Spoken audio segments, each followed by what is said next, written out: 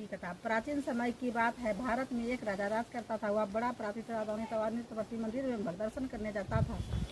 ब्राह्मण और गुरु की सेवा किया करता था। उसके द्वार से कोई भी याचक निराश होकर नहीं लौटता था। वह प्रत्येक गुरुवार को व्रत रखता एवं पूजन करता था। हर दिन गरीबों की सहायता करता था। परंतु यह सब बातें उसकी रोने को अच्छी नहीं लगती थी। न वह व्रत करती, न किसी को भी पैसा दान नहीं देती थी। वह राजा से भी ऐसा करने से मना करती थी। एक समय की बात है। राजा शिकार खेलने वन को चले गए। घर पर रानी और दासी थी। उस समय गुरु बृहस्पति साधु का रूप धारण कर राजा के दरवाजे पर भिक्षा मांगने आए। साधु ने रानी से भिक्षा मांगी तो वह कहने लगी, है साधु महाराज, मैं इस दान और पुण्य से तंग आ गई हूँ। इस कार्य के लिए तो पतिदेव ही बहुत है। आप ऐसी कृपा करें कि सारा नष्ट हो जाए तब मैं आराम से रह सकूँ। साधु रूपी बृहस्पति देव ने कहा, हे देवी, तुम बड़ी विचित्र हो। संतान और धन से कोई दुखी नहीं होता, इसको सभी चाहते हैं। पापी भी पुत्र और धन की इच्छा करता है। अगर तुम्हारे पास धन अधिक हो तो भूखे मनुष्य को भोजन कराओ, पियो लगाओ, ब्राह्मण को दो धर्मशालाएं बनवाओ,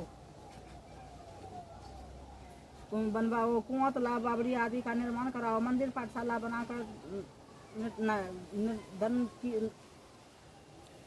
निर्धन कुमारी कन्याओं का विवाह कराओ, साधन आदि करो। इस प्रकार से कर्म से आपके पूरा परलोक में सार्थक होगा एवं स्वर्ग की प्राप्ति होगी। परंतु रानी साधु इन बातों से खुश नहीं हुई। उसने कहा, हे साधु महाराज, मुझे ऐसे धन की आवश्यकता नहीं जिसको मैं अन्य लोगों को दान दूंगा, जिसको रखने में ही, संभालने में ही मेरा सारा समय नष्ट हो जाए। साधु ने कहा, हे देवी, यदि तुम्हारी ऐसी ही इच्छा है जैसे मैं तुम्हें बताता हूँ तो ऐसा ही करना।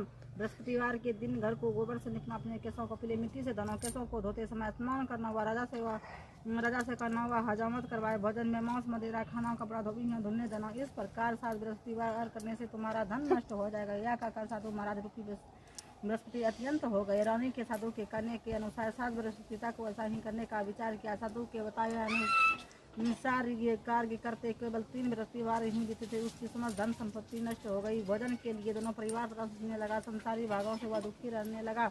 तब वह राजा रानी से कहने लगा कि हे रानी, तुम यहाँ पर हो, मैं दूसरे देश को जाता हूँ, क्योंकि यहाँ पर मुझे सभी मनुष्य जानते हैं, इसलिए मैं यहाँ कोई कार्य नहीं कर सकता। परदेश जा रहा हूँ, वहाँ कोई काम धंधा करूँगा, शायद हमारे भाग बदल जाए। ऐसा कहकर राजा प्रदेश चला गया। वह जंगल से लकड़ी काट कर लाता और शहर में बेचता। इस तरह जीवन व्यतीत करने लगा।